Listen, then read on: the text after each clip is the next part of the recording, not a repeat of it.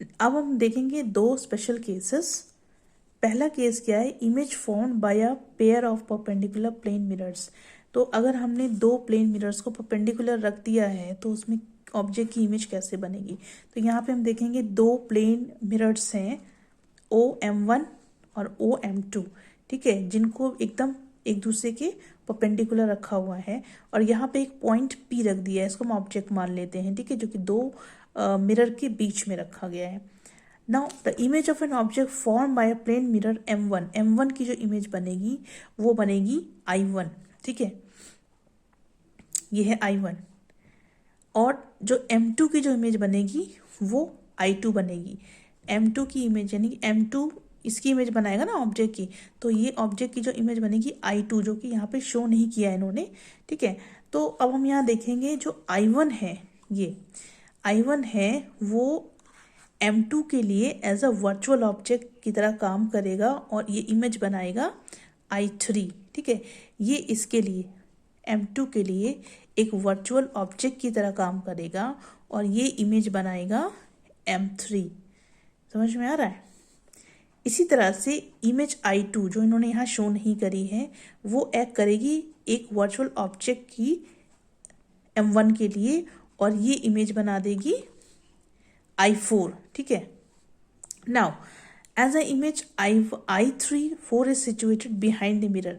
I3 और I4 ये दोनों ही मिरर्स यानी कि मिरर MO और मिरर M1O और M2O दोनों ही मिरर के पीछे ये इमेज बन रही है I3 और I4 की, इसीलिए अब आगे और भी कोई इमेज नहीं बन सकती। तो यहाँ पे आप देख सकते हैं as the image I3-4 is situated behind the mirrors M1 as well as M2, it cannot act as an object for either mirrors and hence no more images can be formed। अब ये जो image बनी हुई है I3 I4 ये दोनों ही mirrors के पीछे बनी है, इसलिए अब ये ऑब्जेक्ट की तरह काम नहीं कर सकती है। तो अब क्या होगा, क्योंकि ना तो इसके लिए ऑब्जेक्ट का काम करी ना इसके लिए ऑब्जेक्ट का काम करी है, तो अब और कोई इमेजेस नहीं बनेंगी। तो टोटल इमेजेस कितनी बन गई, 1, ठीक है, एक इमेज ये बनी और एक इमेज ये बनी और एक I2 की इमेज उन्होंने ड्रॉ नहीं करी, तो 3 इमेजेस बन रही हैं। Thus in all we get 3 images of an object place between the pair of perpendicular plane mirror. तो दो प्लेन मिरर जो कि परपेंडिकुलर प्लेस है उनके बीच में ऑब्जेक्ट को रखा है, तो उसकी कितनी इमेजेस बनेंगी, 3 इमेजेस बनेंगी। तो यहाँ पे हम देखेंगे the object P and it's images I1 I2 I3 4 lie on a circle whose center is O। तो यहाँ पे हम कह रहे हैं कि P ऑब्जेक्ट है जिसकी इमेज बन रही है I1 I2 I3 एंड 4 जो कि O पॉइंट पे, ठीक है, O पॉइंट पे बन रही है जो कि सेंटर पॉइंट है। और ये सेंटर पॉइंट कहाँ बन रहा है, जहाँ पे दो मिरर एक दूसरे को इंटरसेक्ट कर रहे हैं। और इसके ऑल्टरनेटिवली अगर हम देखते हैं कि अगर हम नॉर्मल डिस्टेंसेस लेते हैं P ऑब्जेक्ट का, मान लेते हैं कि दो मिरर से इनके हमने जो डिस्टेंस लिए हैं वो D1 और D2 ले लिया है, ठीक है। तो जब हम इनके डिस्टेंस को D1 और D2 लेंगे तो जो ऑब्जेक्ट है और जो उसकी इमेज है वो लाई करेगी रेक्टेंगल की वर्टिसेस पे। वर्टिसेस मतलब बोलते हैं कॉर्नर, ठीक है, corner sides of the rectangle. तो ये वो आपका हो जाएगा 2D1 एंड 2D2, ठीक है। Now second case is images formed by a pair of parallel mirrors। अब हमने प्लेन मिरर्स को पैरेलली रख दिया है और दोनों के रिफ्लेक्टिंग सरफेस एक दूसरे के आमने सामने हैं। इसके बीच में हमने एक ऑब्जेक्ट रख दिया P, ठीक है। अब क्या होगा, P ऑब्जेक्ट इसकी जो ये जो ऑब्जेक्ट है M1 की रिफ्लेक्शन की वजह से इस ऑब्जेक्ट की जो इमेज बनेगी वो बनेगी I1, ठीक है। तो ये इसकी इमेज बन गई है I1 और PA is equal to AI1 हो जाएगा, क्योंकि PA क्या है, इंसिडेंस है, angle of incidence is equal to angle of reflection होता है, ठीक है। उसके बाद में अब ये जो I1 है वो बिहेव करेगा as a virtual object for M2 और ये इमेज बना देगा I2, ठीक है। यहाँ पे आप देख सकते हैं I2 वेयर BI1, ठीक है, जहाँ पे BI1 is equal to BI2 यानी कि BI1 क्या है, एंगल ऑफ इंसिडेंस हो गया और ये एंगल ऑफ रिफ्लेक्शन हो गया BI2, दोनों बराबर होंगे, ठीक है। उसके बाद में जो I2 है वो बिहेव करेगा as a virtual object for M1। इसके लिए ये वर्चुअल ऑब्जेक्ट का काम करेगा और ये एंगल बना देगा I3। ठीक है, तो अब इसमें क्या हो जाएगा, I2A is equal to I3। ठीक है, angle of incidence is equal to angle of reflection. और इस तरह से ये आपका कैरी ऑन होता जाएगा, ये इमेजेस बनती चली जाएंगी। इसी तरह से लाइकवाइज M2 जो है वो इमेज बनाएगा I1 डैश की, जिसमें PB is equal to BI dash हो जाएगा। ठीक है, उसके बाद में I1 डैश वर्चुअल ऑब्जेक्ट की तरह काम करेगा मिरर M2 के लिए, और ये इमेज बनाएगा I2 डैश की। ठीक है, जहाँ पे I1 dash A is equal to I2 dash. ठीक है, ये इक्वल हो जाएगा। उसके बाद में I2 डैश जो है वो एक वर्चुअल ऑब्जेक्ट फॉर्म करेगा मिरर के लिए, और ये इमेज बना देगा I3 डैश, ये इमेज बनेगी। ठीक है, तो यहाँ पे क्या हो जाएगा, I2 dash B is equal to BI dash 3। तो इस तरह से ये इमेजेस बनती चली जाएंगी। तो यहाँ पे देखेंगे इस तरह से, क्योंकि ये जो दो मिरर हैं इनके रिफ्लेक्शंस बार बार पड़ते रहेंगे, जिसकी वजह से बहुत सारी इमेजेस फॉर्म हो जाएंगी। तो जो इमेजेस बनती जाएंगी आगे आगे, उनकी जो ब्राइटनेस है वो कम होती जाएगी, क्योंकि हर एक रिफ्लेक्शन में कुछ अमाउंट ऑफ लाइट जो है वो मिरर एब्जॉर्ब कर लेते हैं। इसकी वजह से जो सक्सेसिव इमेजेस आगे बनती जाएंगी उनकी ब्राइटनेस धीरे धीरे कम होती जाएगी। सो फॉर दो पैरेलल मिरर्स के बीच में जो एंगल है, एंगल ऑफ थीटा जो है वो 0 है, इसलिए जो as per law for incline mirrors की जो लॉ होती है उसके हिसाब से जो इमेजेस ऑब्जेक्ट फॉर्म करेंगे वो इनफाइनाइट होनी चाहिए। ठीक है, और यहाँ पे एक और बात है कि जितनी भी सक्सेसिव इमेजेस बनती जा रही हैं उनकी जो ब्राइटनेस है वो कम होती जा रही है। तो जबकि जो बाद की जो बन रही हैं इमेजेस, उनकी जो ब्राइटनेस है वो और भी कम होती चली जा रही है, जिसकी वजह से वो दिखना बंद हो जा रही हैं।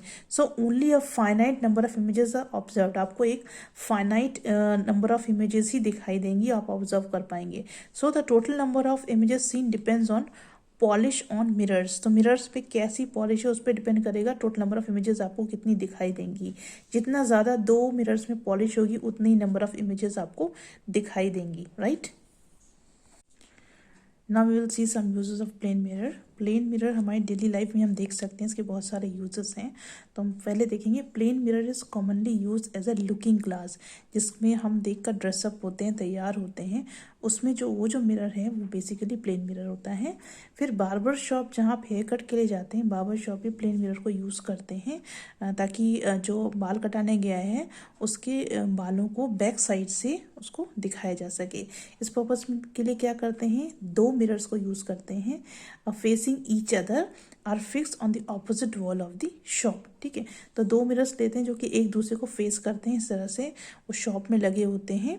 एक तो फ्रंट की तरफ लगा होता है और एक बैक की तरफ लगता है पर्सन के। ठीक है, वो जो भी बाल कटाने आए, एक उसके सामने रहेगा मिरर और एक उसके बैक साइड में मिरर रहता है, ताकि वो सामने से भी देखे और बैक से भी उसको जो उसके पीछे के बाल हैं वो दिखाई दें। देन फॉर आई टेस्टिंग, ठीक है, आई टेस्टिंग के लिए अगर किसी पर्सन की आई टेस्ट करना है तो उसके लिए भी प्रेयर मिरर को यूज़ किया जाता है। तो यहाँ पे क्या करते हैं, जो बेसिकली जो पर्सन है और जो चार्ट है जिस पे उसको रीडिंग करनी है, उन दोनों के बीच का डिस्टेंस कम से कम 6 मीटर्स होना चाहिए। और जो ऑप्टिशियंस का रूम होते हैं वो बेसिकली छोटे साइज़ के होते हैं। तो इस लेंथ को, यानी कि to increase the effective length of the room, तो ये डिस्टेंस मेंटेन करने के लिए क्या किया जाता है, प्लेन मिरर को फिट किया जाता है वॉल पर। ठीक है, तो जहाँ पर्सन बैठा है उसके सामने वाली वॉल पे क्या होगा, प्लेन मिरर को फिट कर दिया जाता है और उसके बिहाइंड, यानी कि उस पर्सन के पीछे की तरफ चार्ट लगाया जाता है। और उस पर्सन से क्या कहा जाता है कि आपको जो वर्ड्स और साइंस की जो इमेज फॉर्म हो रही है प्लेन मिरर की, उस इमेज को देखकर, ठीक है, सामने तो मिरर है, ठीक है, उसके ऊपर इमेज अब आप उसकी बन जाती है, चार्ट की इमेज जो बनती है वही उसको बोला जाता है कि उसको आप यूज़ करिए, उसको आप रीड करिए। तो इस तरह से क्या करा जाता है कि प्लेन मिरर को यूज़ करके जो रूम है उसकी इफेक्टिव लेंथ को ऑलमोस्ट डबल कर दिया जाता है, ठीक है। जो उसकी एक्चुअल लेंथ है उससे उसको 2 टाइम्स उसकी लेंथ इंक्रीज हो जाती है by using the plane mirror. Then comes the periscope. यहाँ आप देख सकते हैं ये ऑब्जर्वर है और ये पेरिस्कोप लगा हुआ है। तो क्या है, इसको सबमरीन में फिट कर दिया जाता है। सबमरीन क्या है, जो पानी के अंदर चलती हैं, ठीक है। तो उसमें क्या होता है, जो पर्सन उसके अंदर बैठे होते हैं वो सबमरीन में बैठे होते हैं, वो ऑब्जेक्ट को देख सकते हैं। जो सी लेवल पे ऑब्जेक्ट है उसको वो वहीं से बैठे बैठे सबमरीन में देख सकते हैं। तो इसके लिए क्या होता है, जनरली जो ऑब्जर्वर हैं वो यूज़ करते हैं पेरिस्कोप। एक ऑब्जेक्ट है जो जिससे कि वो चीज़ों को इनडायरेक्टली देख सकते हैं, यानी कि वो अपने आप को स्क्रीन, वॉल या ऑब्स्टिकल के पीछे छिपाकर भी ऑब्जेक्ट को देख सकते हैं। तो एक सिंपल रिफ्लेक्टेड पेरिस्कोप में 2 मिरर्स होते हैं, ठीक है। तो यहाँ आप देखेंगे 2 प्लेन मिरर्स हैं, M1 एंड M2, जिनके बीच में ये जो इंक्लाइन किए जाते हैं इनके बीच का जो एंगल होता है वो 45 डिग्रीज होता है। तो these are inclined at 45 degrees with the wall, ठीक है। वॉल पे ये 45 डिग्रीज की एंगल पे ये इंक्लाइंड रहते हैं और ये एक दूसरे को फेस कर रहे हैं। आप देख रहे हैं एक दूसरे को फेस कर रहे हैं। तो अब जब ये इस पोजीशन में होते हैं तो ये जो फाइनल इमेज फॉर्म होती है इनकी वजह से वो वर्चुअल होती है, ठीक है, इरेक्ट होती, सीधी होती है और कोई भी लेटरल इन्वर्जन नहीं होता। लेटरल इन्वर्जन मैंने बताया था कि अगर आपका राइट हैंड है तो आपको मिरर में लेफ्ट दिखाई देगा और अगर आपका लेफ्ट हैंड तो मिरर में राइट दिखाई देगा। तो उसको लेटरल इन्वर्जन बोलते हैं। तो वो यहाँ पे नहीं होगा, सिर्फ वर्चुअल इमेज बनेगी और इरेक्ट इमेज बनेगी। ये इसका डायग्राम है। देन इन कैलिडोस्कोप आपने देखा होगा, आपने खेला भी होगा। वो एक डिवाइस होता है जिसमें कलरफुल पैटर्न्स बनते हैं। इसमें बेसिकली होता क्या है, 3 मिरर्स को, प्लेन मिरर को यूज़ किया जाते हैं और उनके बीच में 60 डिग्री का एंगल बनाया जाता है, ठीक है। तो इसमें क्या होता है, कलर बीड्स को डाल दिया जाता है दो between the mirrors on side mirrors के बीच में डाल दिया जाता है। जब ऑब्जर्वर इन बीड्स को देखता है, दूसरी साइड से देखता है, तो उसको एक बहुत ही अच्छा कलरफुल बीड्स का पैटर्न कॉम्बिनेशन दिखाई देता है with multiple images of each bead. हर एक बीड की मल्टीपल इमेजेस दिखाई देती हैं। तो आपने ज़रूर कैलिडोस्कोप देखा होगा, खेला होगा, ठीक है। तो इसमें प्लेन मिरर को यूज़ किया जाता है। इसमें 3 प्लेन मिरर को यूज़ करके, जो कि 60 डिग्री एंगल पर इंक्लाइन किए जाते हैं, इसको बनाया जाता है। देन प्लेन मिरर को सोलर कुकर्स में भी यूज़ किया जाता है, क्योंकि जो लाइट उस पर पड़ती है वो जो लाइट इंसिडेंट होती है सन से, वो उसकी वजह से क्या होता है कि फूड जो है वो कुक हो जाते हैं, ठीक है। तो plane mirror are used in solar cooker to reflect the incident radiation from the sun, ठीक है। सन से जो इंसिडेंट रे आ रही है उसको रिफ्लेक्ट करते हैं ताकि फूड आइटम्स अच्छे से कुक हो सकें। फिर प्लेन मिरर को शो केसेस में भी यूज़ किया जाता है। आपने देखा होगा जो ज्वेलरीज, वॉचेस और मोबाइल फोन्स को डिस्प्ले करते हैं या और अदर फैंसी आइटम्स को डिस्प्ले किया जाता है, तो वो वहाँ पे जो शो केसेस होते हैं उसमें भी प्लेन मिरर को यूज़ किया जाता है। तो these are the uses of plane mirrors.